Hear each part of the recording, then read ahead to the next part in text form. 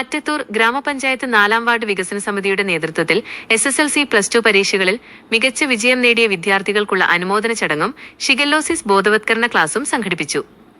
മറ്റത്തൂർ ഗ്രാമപഞ്ചായത്ത് പ്രസിഡന്റ് ടെസ്സി ജോസ് കല്ലറയ്ക്കൽ ചടങ്ങ് ഉദ്ഘാടനം ചെയ്തു. വാർഡ് വികസന സമിതി പ്രസിഡന്റ് നൈജോ ആന്റോ വാസുപുരത്തുകാരൻ അധ്യക്ഷത വഹിച്ച ചടങ്ങിൽ കൊടകര ബ്ലോക്ക് പഞ്ചായത്ത് അംഗം പ്രവീൺ M. കുമാർ, ജില്ലാ പഞ്ചായത്ത് അംഗം ഡാർലി പോൾസൺ എന്നിവർ പങ്കെടുത്തു.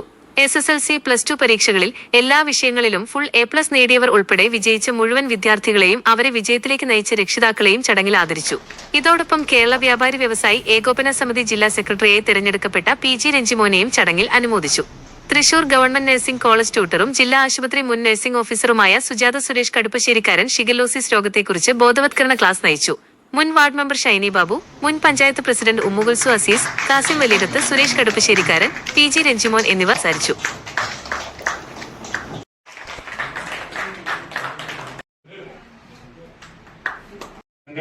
Block panchayat member Praveen master നിറഞ്ഞ ക്ലാസ്സിലെത്താം നമ്മുടെ എല്ലാം പ്രിയങ്കയായ സുചേച്ചി ഉദ്ദേശിക്കുന്ന ക്ലാസ് ഇനി നമ്മുടെ ഞാൻ പറഞ്ഞു 10ാം ക്ലാസ് +2 പാസ്സായവർക്ക് മാത്രമല്ല ഏറ്റവും കൂടുതൽ മാർക്ക് വാങ്ങിച്ചവരും കൂടാതെ അവരുടെ മാതാപിതാക്കള് അവർക്ക് വേണ്ടി കഷ്ടപ്പെട്ട് അവർ മക്കളെക്കാളും കൂടുതൽ ടെൻഷൻ മാതാപിതാക്കൾക്കായിരിക്കും, അതുപോലെ സ്കൂളിലെ ടീച്ചേഴ്സിനായിരിക്കും.